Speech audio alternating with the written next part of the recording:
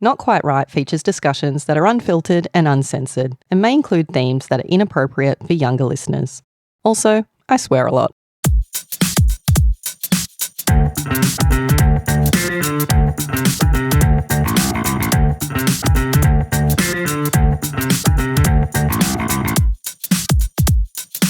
Something doesn't seem quite right. Welcome to Not Quite Right. My name's Ed. And I'm Amanda. And welcome to the fourth Daredevil for the January 2026 Not Quite Right prize. Daredevils are people who've signed up for the privilege of having their story torn apart on the podcast. Mm-hmm. We will read the story, talk about the story, break it down, share our thoughts, and hopefully all learn something in the process. This author shared some comments in his general feedback when he entered the story. And he said, I stumbled on your podcast a few months ago. As an author just starting out, I love what you're doing. You guys do great critiques, you're funny, and your advice is good. Keep up the excellent work. And to that I say, nice try, Kenny. That's not going to work, I'm afraid, but I appreciate the sentiment. Thank you. So yes, I've already perhaps revealed, but the author today who is subjecting himself to our wrath is Kenny Penn. So first timer. Yeah, so first time Daredevil and first time entrant as well, which is great. Just raw dogging it on a Daredevil first time. Going all the way. Balls deep, as they say. Oh dear. Is this Daredevil or is this flesh fiction? Yeah. I'm a bit lost. But this is what you signed up for. So That's right. Get ready. That's right. And Kenny, you've written for the losing team, Team Amanda. All right. Just need to remind everyone. I know. of that You're fact. really enjoying it. So Amanda, what were the prompts? So our word prompt on Team Amanda this round was draw. Our action was chasing. And the kicker was to prominently feature a law of some kind in your story. And you have the honour and privilege of reading this story. I do. So this is Thanks Be Given by Kenny Penn.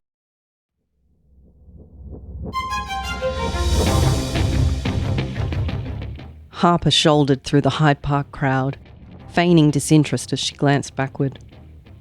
The bloke in the brown coat was still following, a silver badge featuring a bird with outstretched wings pinned high on his chest. Lungs constricted. Goddess, help me. Ahead, a young girl stood fiddling beside an alley. Harper broke for it, leaping over the instrument's case like a long jumper and sprinting across the asphalt.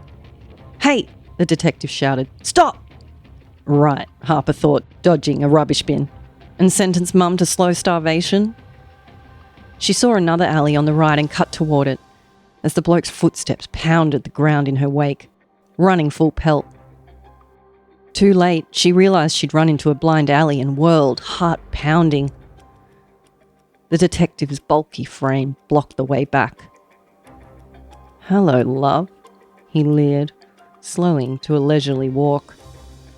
Harper's frantic gaze swept the shadowed brick buildings on either side. All the shop exits were shut, and the units opposite them held only small windows, their curtains drawn. Taking a deep breath, she met the bastard's cold, dark eyes. Leave me alone, you bent bugger. His grin deepened. Can't do that, love. You know that. He opened his coat, revealing the pistol at his side. Never killed a self-proclaimed witch before. How much is the Reed Network paying you to off me? He shrugged. Enough. You can't think you'll get away with shooting me here, Harper said, hands raised and backing away. Not with the festival only 30 metres away, they'll hear it. But between the street musicians' songs and the roar of the hide-and-seek festival, she had serious doubts about that. Don't matter, the detective sneered. He patted something bulging in his left coat pocket. I attempted to arrest you, and you pulled a gun. I had no choice. Arrest me? Harper asked, incredulous. The back of her shoulders thumped against the alley's wall. For what? Section 40 of the SA Summary Offences Act. Pretending to have powers to defraud another. Punishable by up to 2 years' imprisonment. You can't prove that. Mr. Reed will testify that you offered to plague his dear sister with nightmares about her fiancé. He paid you handsomely for this service, and yet she's still married. He came to me. Harper knew she shouldn't have taken the job, but tarot and palm readings had slowed. She and Mum needed food and a place to live. I didn't promise she would listen. Smirking, the detective unholstered his pistol. Tell it to the devil, bitch. Harper shrieked and clenched her trembling hands into fists. Suddenly, the detective's shadow twisted like a snake and leaped from the ground, coiling around his throat. His eyes bulged, his mouth opening wide as he dropped the gun, choking and clawing at his neck. It was over in seconds. Once the bastard fell, Harper stepped carefully around him, turned up the alley, and tipped the fiddler before melting back into the crowd. Thanks be given.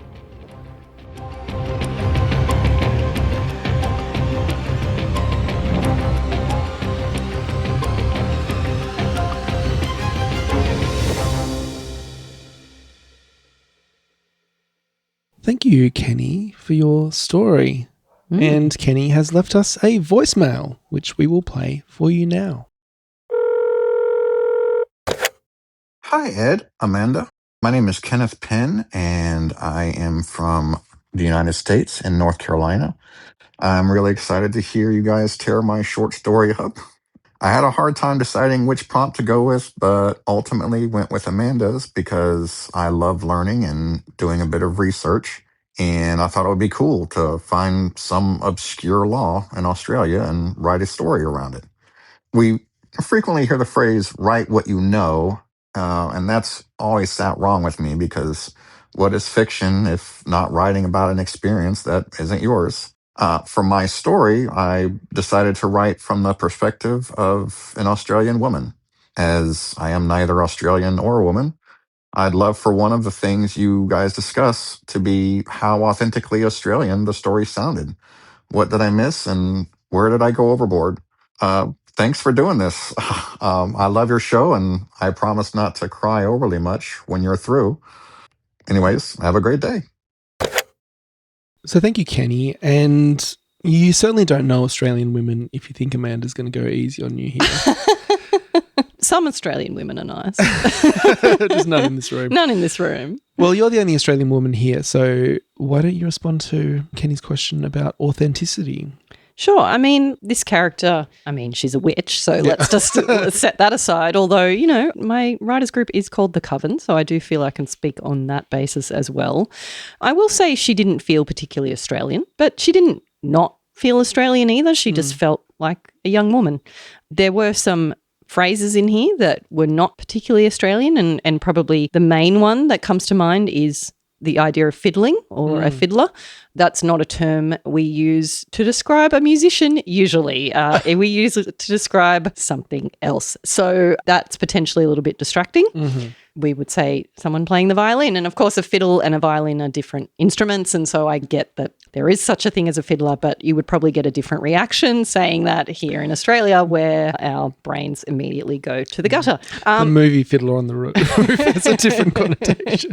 But, I don't want to belabor that point, but it did strike me as probably not something that felt particularly authentic in an Australian context. And the other thing I will mention, because you did mention a specific South Australian law, which I did look up, there is a Hyde Park in Australia. The most famous Hyde Park is in Sydney, and it's a big park where you might have something called a hide and seek festival. Yeah. In South Australia, I believe there's a suburb called Hyde Park, but it's not a park, it's a suburb kind of thing. So there's that. But look, you don't sort of specify that it's Australian. Even the law, you've just said SA, not South Australian. So it's not really an issue as such. I think there's some little niggles there, and I think in that situation what you would need is a beta reader who is an Australian woman to tell you that information, because that's not really the kind of thing you can research. Authenticity is hard to research. You need someone to tell you where you've gone astray. Having said that, I don't think there's anything particularly problematic in here. Yeah, I've got a few comments as well, not from a woman, but from an Australian. I guess the location setting, and Hyde Park, I would have assumed Sydney, but also some ambiguity because there's also a Hyde Park in London. So at first I'm like, am I in London or am I in Sydney? I wasn't sure. So that kind of had to come together in the context. And in fact, it wasn't until I really read the brief explanation that was clear that it was Australia and not England. SA could be somewhere in the UK, who knows? Or it could stand for something else entirely. Exactly, yeah. So I think well done on the details such as mum, spelled M-U-M, and rubbish bin. I know you Americans like to say trash can and so on. So there are a few things there that I think that you did well to localise. Actually, I also want to call out the silver badge featuring a bird with outstretched wings, which is in fact the police badge in South Australia. So clearly you did your research on these things. I will say though that the concept of alleys, for me, it's not really an Australian thing. Like there's alleys, but they're not. It's not like New York where there are lots and lots of alleys. Alleys even in our cities are kind of few and far between. Like they exist, but you don't get lost in them. Like you don't run through them and get lost in them. Very few alleys that would fit that description. Yeah, I mean, it's possible, but yeah, even the term alley is not necessarily one that we would use. So it's funny, isn't it? These little details and how they impact your voice.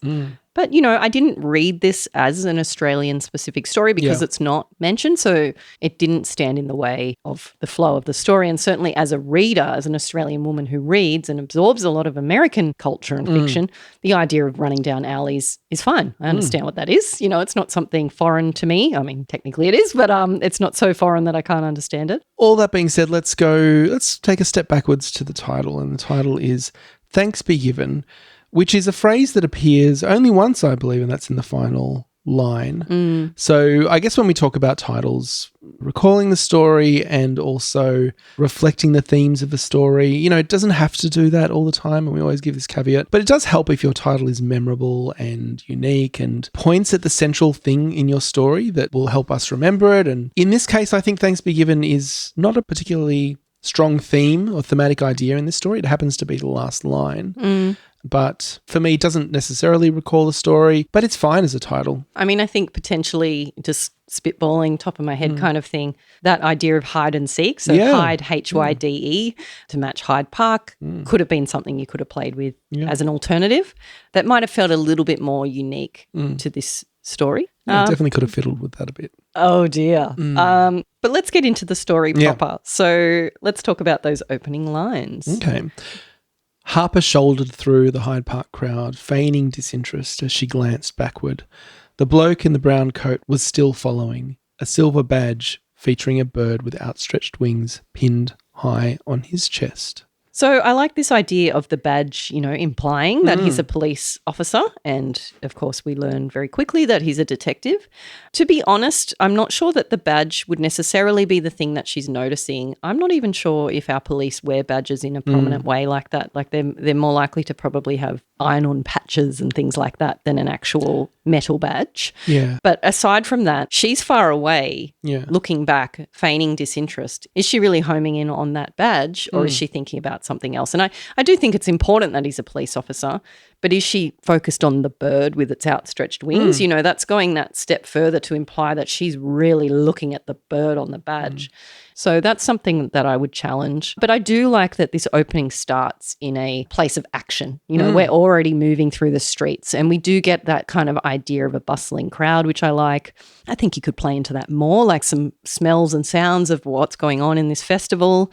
And I think that could be really fun to really drop the reader into exactly when we are, because it's not necessarily clear what time period we're looking at here and where we are in the world and sort of what's going on around us. And I don't think it would take any more than a sentence to really give us quite an evocative sensory experience of this festival. Like it's quite a compelling scene. I'd love to get a bit more of a sense of this hide and seek festival. Like it sounds pretty cool. Yeah, look, just going back to the description of the bloke in the brown coat, on first reading, I didn't pick that up as police officer.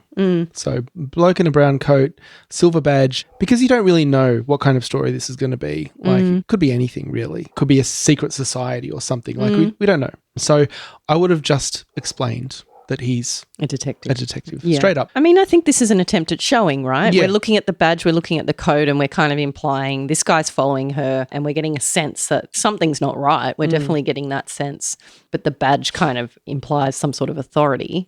So I like that there's an attempt here at showing, but I'm not sure that we're focused on the right elements of showing here. So we can know he's a detective, but give us something else that's not right about him. Like what makes him look like he's shady?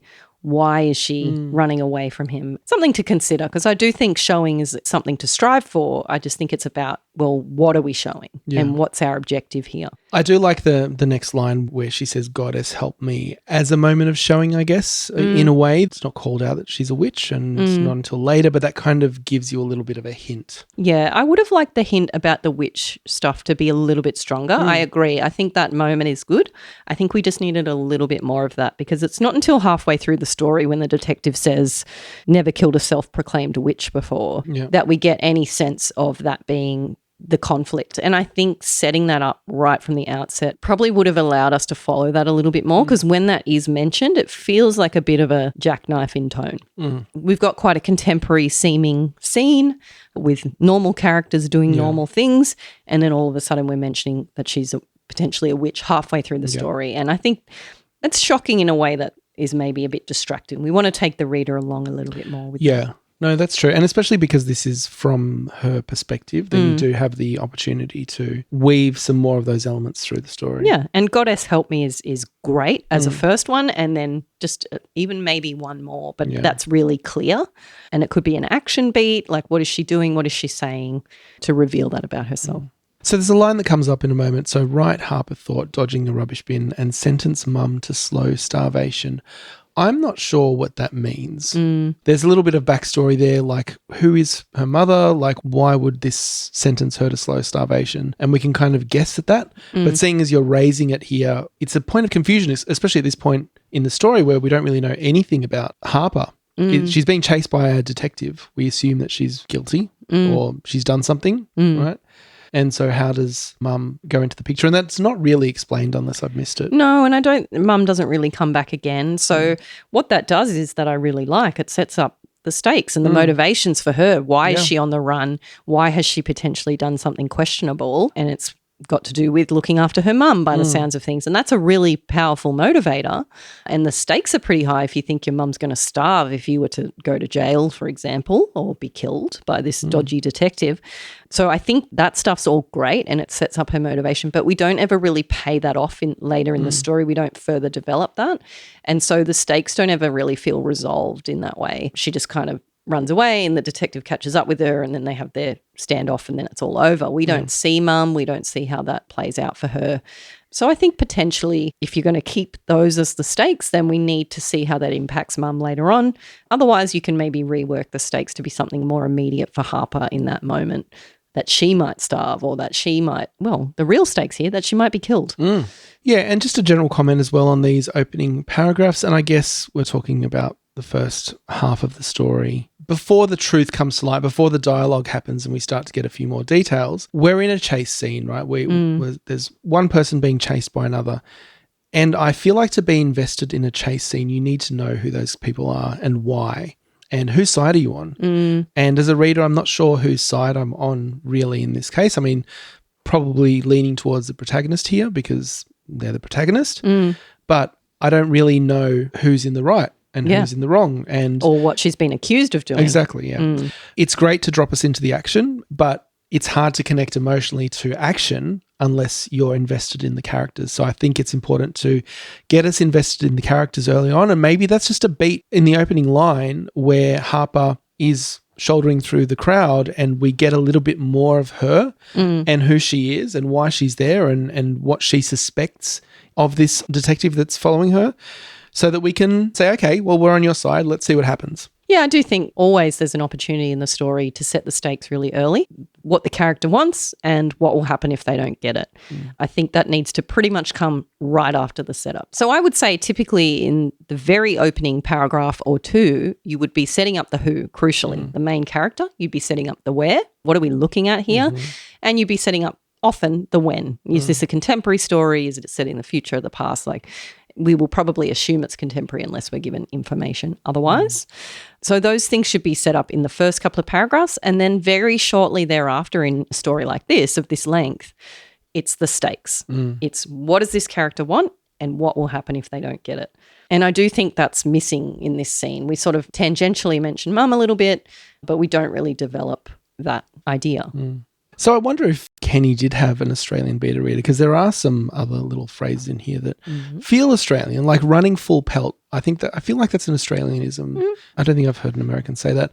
Also, hello love, like that wouldn't be an American thing either. So there's a few things in here that feel Australian. I don't know if you'd say authentically Australian, but definitely Australian. Yeah, for sure. And this line, leave me alone, you bent bugger, what you might really say is leave me alone, Stone the Flaming Crow's house. That's right. Crikey. Get off the fucking grass, you mongrel. You drongo. I could say a lot of things. No, that's totally fine, that line. What I really love most about this story is that it's like a real fun action-adventure story. You know, it starts in medias res, like we're running already and it's moving through the action quickly and it's conflict from the outset and all of that. Like I think that's nice. It keeps up that pace. And I do like as well, there's this fantasy element woven in, but, you know, we often critique fantasy and say that it's hard to do in flash fiction, but I think it worked here. Like it's enough because we've got that contemporary setting. We don't need to do all this world building. All we're doing is sort of talking about her and her powers. And I think that that's enough for a piece of flash fiction. So I think Kenny handled that well. But if we're talking fast-paced action and stuff, I just want to talk about maybe an opportunity here. So one opportunity is around stage direction. And this is something we mentioned in one of our previous Daredevils this round. It was Karosha's story. Just around the action beats of the character and what we're choosing to show. Now, in an action-adventure story, like there's a lot happening. In a 500-word piece of fiction, telling us where someone is looking, telling us that they're taking a deep breath, to me is not particularly compelling. It's fine. Like it does give us information that she's stressed and that, you know, gives us an idea of where she's looking, but it also just feels kind of inconsequential. And I think in an action story, we've got this kind of sassy protagonist. What else could she be doing that's sassier, that's sort of more problematic, that's kind of, you know, trying to fight him off, not just glancing around and looking for exits, but what is she actually doing to escape? Does she climb a fence and he grab her? Like what is she doing? So I do think that that's an opportunity, just looking at some of these action beats and saying, is this doing enough, you know, to really make it feel exciting? Yeah, she could be casting spells or... Yeah, or building up to that. You know, we've already said that we would like more of that witch aspect. So how is she revealing that about herself throughout this story? Through her actions, words, thoughts, I think could really elevate that action for us and make it feel more personal to her and make it feel more exciting as well as part of the plot and not just as an aside. All right. So he catches her in the alley and there's an exchange about the Reed network. We get a little bit of backstory there about the fact that he is a crooked cop. His pretext is Section 40 of the SA Summaries Offences Act. And you did research this one? Yeah, I looked it up. So I'll read out the section. Getting on Ostly, like in the good old days, looking up my laws, love it. Section 40 of the Summary Offences Act 1953 of South Australia, which is titled Acting as a Spiritualist, Medium, etc. with Intent to Defraud, says a person who, with intent to defraud, purports to act as a spiritualist or medium, or to exercise powers of telepathy or clairvoyance or other similar powers, is guilty of an offence. The maximum penalty is $10,000 or imprisonment for 2 years. Wow. So pretty full on. So just an aspect of fraud, I suppose, just being very clear that we're not cool with fake spiritualists defrauding Only real people. Spiritualists. Yeah, then it's fine. So great source of inspiration for this story, very compelling and did make for a fun character and a fun scene. Just a challenge, I would say, around that is maybe to wear that research a little more lightly. So, you know, when the detective's talking and she's like, arrest me for what? And he starts sort of repeating the language of the act. I mean, that's something that a legitimate cop would do, is sort of read you your rights and tell you what you're being arrested for. What would a crooked cop do? I don't think he gives a shit about the Summary Offences Act. Well, he goes on to say like he's essentially going to frame her and shoot her anyway. So he doesn't need that pretext at all when it comes down to it. That's it. So I love that that's where the story originated and that was the inspiration for the story. But I'm not sure that overt phrasing served the story in this occasion. And we don't need that from a judging perspective. Like, we're happy for that brief explanation afterwards to tell us what the law was that she was breaking and how you found that inspiration. But yeah, in terms of storytelling, I'm not sure it flowed as like a natural thing for him to say. So that can be distracting. So after the little exchange around, I guess, explaining why she's a target, that she's slighted Mr. Reed, we get to, I guess, the climax of the story. That's where the detective pulls out his pistol and is about to shoot her, and the witchiness comes alive in that moment. Yeah, and it's a really cool scene, this idea of the shadow twisting like a snake and kind of strangling him. Now that's your Australian shit right there. Yes. Even the shadows are snakes over here. It's kind of cool. No, but seriously, I loved that. I thought that was a really cool moment, and that's the payoff for this kind of fantasy story, right? The cool stuff that can happen that can't happen in real life is what we come here for. And I thought that was very visual. I could see it. And in fact, my only critique of that is more of that, because that was really cool. A little bit maybe of foreshadowing for that, and then to build to that as more of a big climactic moment. It maybe felt a little bit too easy. It's like he pinned her and then suddenly he's getting choked. Like, what was it that kind of caused that to happen? What was the catalyst for this moment to occur? We don't even see her cast a spell or call on the goddess again, if that's in fact what she's doing. It just starts happening in front of her. And, that's possible. It's a moment for her where she didn't realize she had real power, but we don't really explore that. So I think it needs to be coming from her. Yeah, so look, I think it was a really fun concept and a really active chase scene. I think it's all about making the most of the scene that you've got, because I think it is a great one. I do think that we need that catalyst. We need something to really trigger that climax of the story, and to bring in some irony maybe into that ending. Like, what does it all mean when she wins the day? We sort of don't get a sense of that. But I love that we've got this fantasy aspect, but it's grounded in like a scene that we can picture.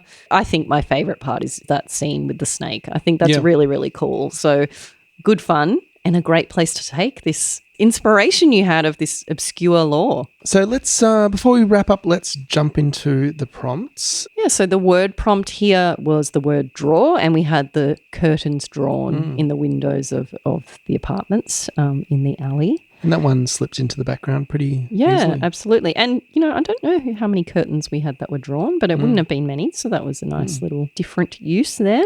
The action of chasing was, of course, incredibly prominent throughout the story, so that's a big tick on that one, and clearly a big inspiration for the story. And finally, of course, the lore was very prominent. We had this obscure lore that really fed into the whole theme of the story, and it is a fun story.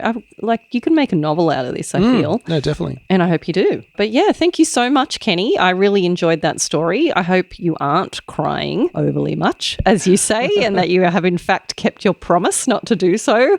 It is, of course, all said with love. Absolutely. And Kenny, you do have an annual pass, so we'll be seeing more of your work next round, which we're looking forward to. Absolutely. But before we go, I also just want to say a big thank you on behalf of our listeners to Kenny for putting yourself out there. Like, you've come in guns blazing on your very first try.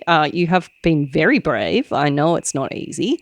All of the Daredevils this round, I feel we've been quite openly critical. Hostile. Yeah, hostile, openly hostile.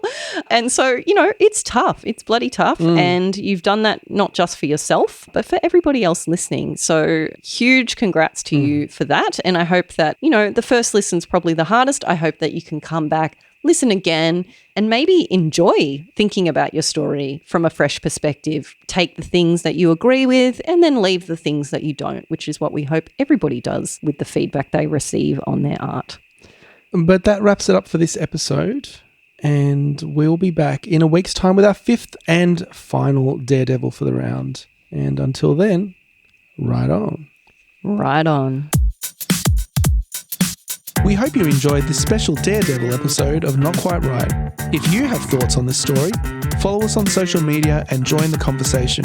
And if you'd like to participate in the next round of the competition, head over to our website at notquiteright.com. That's WRITE. Something doesn't seem quite right. Ahead, A young girl stood fiddling beside an alley. I knew I wasn't going to be able to do it. I knew it.